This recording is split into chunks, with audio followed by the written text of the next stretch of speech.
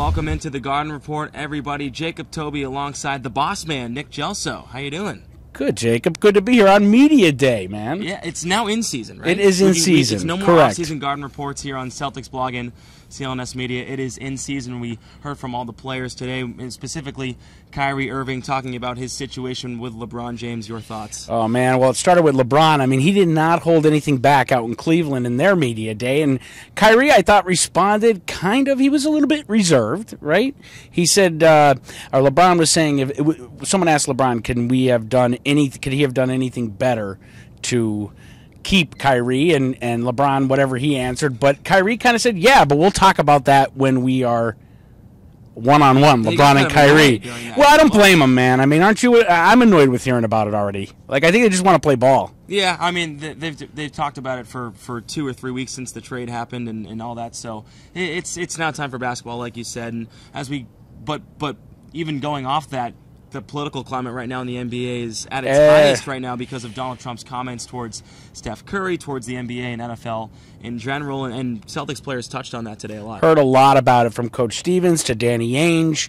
Great question by one of the media members asking Danny Ainge to, I guess, harken back to Red Auerbach, who in a very much more severe political climate, or racial climate, was the coach of the Boston Celtics with Bill Russell, and that was, you know, saying now, Danny, how do you deal with it? And it looks as if the Celtics players are going to unify, and Danny Ainge and the ownership group and Coach Stevens are going to stand behind them, which, dude, Donald Trump, I don't know. He got the whole sport. The only thing, I don't want to talk politics, but the only thing left non-divisive is music and sports for the most part, right? And I wouldn't rule out him calling out any of those two avenues. You know musicians are next. Exactly.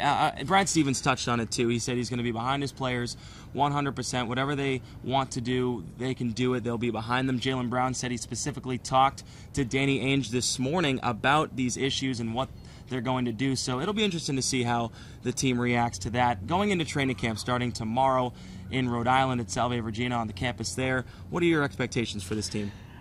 In training camp, I think just getting to know each other. It's clear, and they all said it, from Horford to Kyrie to the newbies. Got to get to know each other. They've got to form chemistry. Expectations, I think, are a bit keeping it low, you know, as far as coming out of the gates.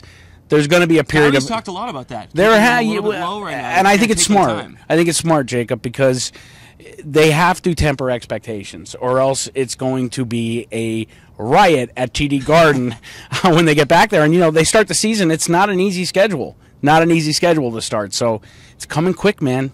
Preseason game number 1 on Monday, 1 week today. How'd the rookies feel to you? Do they act a certain way? Yeah, I mean, I love Jason Tatum. I mean, I think he's well spoken. I think he's got his wits about him, man. He knows what to say and how to say it.